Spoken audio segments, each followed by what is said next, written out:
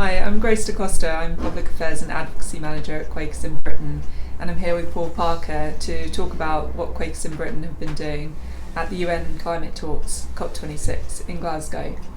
Paul, could you start by saying what your role is for Quakers in Britain? Yeah, I'm Paul Parker. I'm a recording clerk for Britain Yearly Meeting, so I'm the senior staff member employed centrally to speak for Quakers on the positions we hold at events like this.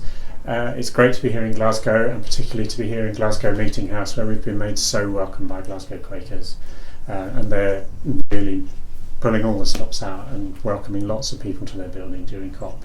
Yeah, and could you say a bit more about what Quakers in Britain are doing at COP26? Yeah, so we're here to support a massive civil society engagement with COP26, to put pressure on our government, to put pressure on the negotiators and the diplomats who are here from all over the world, to really move forward with the agenda on responding to climate change. Lots of angles to that, I think. Part of that is really working to bring pressure on our own government here in the UK. We're still seeing a real mismatch between the grand language of the public statements the government is making and the detail of policy. So at the same time as pressurising other countries to reduce their reliance on fossil fuels, we're seeing new oil fields, new coal mines opening in the UK, and there's a real mismatch there, and we need to make sure our government really understands that that can't go on any longer, that there's a real urgency about reducing emissions. But particularly, I think we are focused now on how to make this a just COP with a just outcome for countries. There are whole parts of the world who are not responsible in the slightest for the climate damage that's been caused by industrial economies. And at the moment, those people are both bearing the brunt of climate change and having to make real sacrifices to bring about the carbon reductions that are needed. And so we have to change that. We have to make it fair. We have to make sure that the people most responsible for the problem are those who pay for the mitigations and the changes that have to come. And we have to really make sure that the most polluting countries and the most polluting industries contribute to what's called a loss and damage fund for the countries that are already suffering from climate change. And what about local Quakers? How are they getting involved in COP26? So local Quakers are part of a fantastic interfaith community here in Glasgow and across Scotland and the rest of the UK.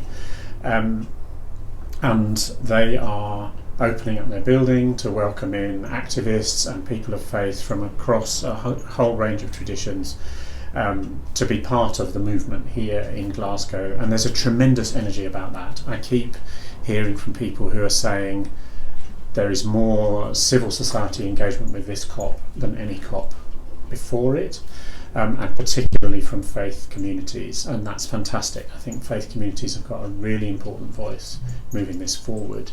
We're kind of used to faiths being seen in this country as a little bit irrelevant in the 21st century, but in much of the world, religion's not a kind of sideshow and a leisure activity. It's something which is right at the heart of how countries think and how they function. So for faith communities to get together around this is really important. And you've been to a couple of events over the last couple of days that have really been about bringing faith groups together, haven't you? Could you tell us a bit more about that? So yesterday, that's Sunday, I took part in an interfaith vigil in George Square in the centre of Glasgow. There were 90 people participating in that from 9 global faith traditions. So, Quakers with our roots in the Christian tradition were part of the Christian bloc at that. And we had prayers in all of those traditions and a really powerful global statement that's been issued as a multi-faith statement for COP26 was read in the square. And just an extraordinary occasion for people from across that huge diversity of belief coming together all on the same side, all willing this COP to set us on the right path. Just incredibly powerful to be there. I was in floods of tears by the end of it, which I wasn't expecting, and extraordinary to be there. And there was quite a big crowd around as well, and it's so amazing for people of all faiths to come together like that and to hear prayers and thoughts on climate crisis from other faiths. Yeah. I think it was a real eye-opener for me and a lot of other people in that sense as well. Yeah, exactly. I think often the narrative is around faiths dividing people, and it was a real example of actually faiths uniting people, sense of shared goodwill, common energy to protect our shared home, and it's a remarkable thing. Yeah. And could you tell us a bit more about the Talanoa dialogue that you went to? Yeah, so Talanoa is a Fijian tradition about how communities can solve problems together by coming together for a very equal dialogue to identify where we are now, where we want to get to, and how we get there from here. And this was an interfaith Talanoa dialogue in that tradition, and is one of a series that have been held at COPs over the last few years, inspired by the Fijian delegation. And the Interfaith Liaison Committee at COP had put together this event, which was held in Garnet Hill Synagogue, just up the road from Glasgow Quaker Meeting House, where people could come together again from across faith communities, not just from Scotland and the UK, but from around the world and online, and explore this together. And I was honoured to be asked to be a panellist in the introductory talks that set the dialogue running, and then there were chances for people to come together in smaller groups and explore themes around human rights and climate justice and a whole range of issues relevant to this COP. So again, a powerful event, and I was particularly struck by one of the delegates there who was from a Fijian Christian community, speaking with such passion and pain about the impact of climate change on the Pacific region and how that is changing people's lives already now, and how badly those nations have been let down by those of us in the West. How was it for you? Because you joined online. Yeah, I actually started my online group with a kind of visualisation of imagining that you lived on an island that was being affected by rising sea levels, and participants said that they found that quite powerful to kind of take it back to people's real life experiences and how that would affect you. And also bring home the fact that loss and damage isn't just about figures and about so many people killed or lost their livelihoods, but also about losing your culture and your tribal lands or any other kind of non-economic losses as well. Yeah, there has to be funding, reparations, I think of it really, for loss and damage, but we need to be realistic that that's in no way a substitute for a healthy climate that hasn't been trashed by people in other parts of the world.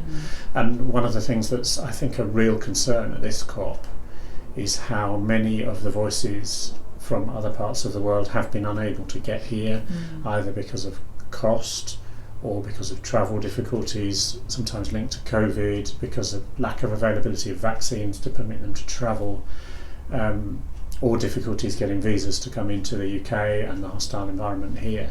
So although on the one level this is a very accessible COP and there's lots of civil society engagement with it, on another level it's a massively unequal COP where, because it's being held in the global north, there are huge parts of the world that can't access it at all, and there's a real risk that their voices aren't heard. And so the Talanoa dialogue was an important place where some of those voices could be heard and could hopefully get through to the UN process by being included in the statement that will come from that event. Yeah, because it was amazing to have the online groups as well, where anyone in the world could join. There were people in my group from the US and Brazil and from Europe, so it was amazing to have all those people in one place with different perspectives and expertise. Yeah, exactly that. And I think we have to be realistic as well that a lot of the problems that result from climate change and climate change itself, it results from the colonial history, racist colonial history of nations like our own. And that makes it so much more important that not only that those voices are heard, but that we examine our story, our role in that, the legacy here. I was at the civic reception yesterday with the Lord Provost of Glasgow in the City Chambers, a grand ornate building on George Square, and there were people there at that reception whose ancestors will have worked in the cotton fields as slaves, and that's the money that paid for that building. And so just acutely aware of that history. And for us Quakers, as now an anti-racist church, as we made that commitment at Yearly Meeting, we really have to look at what that means and how we engage with that. And so for me, that's one of the big drivers for being here, is to try and acknowledge that history, to acknowledge that commitment, and do what we can to mitigate this. So how have the events of the last couple of days left you feeling? On one level, really upheld, that this sense of kind of riding a great tide of goodwill and support and prayer. I had people contacting me from Quaker meetings all over Britain saying, we're thinking of you, we're holding you in the light in our meetings for worship, and that's amazing. And to know, I take very seriously my job to speak for Quakers, and to know that they really want us here saying what we're saying is so important. And it's certainly been emotional being part of that movement. When I spoke at the Talanoa dialogue last night, I wanted to talk about hope as well, because I keep coming back to this idea that people are saying this is the COP, this is our last best chance to avert catastrophic climate breakdown. And I think that's probably true. And so our generation, at least in this part of the world, can be hopeful at the moment. We can hope for a good outcome. We can hope that the loss and damage finance will be there. We can hope that there will be agreements about fossil fuels and emissions reductions and all of that COP is about. And if that fails, and it will fail on some of those levels, there are generations in the future who will have no hope, where we're already on a path which makes climate change unavoidable. And that makes me really fearful and angry and sad, because that hope is so important. And then thinking about it on a global perspective, there are parts of the world where that hope is already gone. There are islands where they know that the island will disappear, that nothing will be enough to save that island state from disaster. There are people whose harvests have been failing for decades. There are countries where they're experiencing droughts or catastrophic flooding and landslides as a result of climate change, and where that has been going on for years, in some cases hundreds of years. And so that hopelessness is a real risk.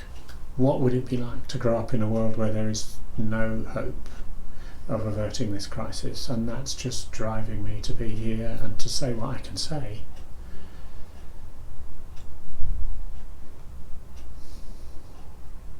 And it's really hard even to think about that.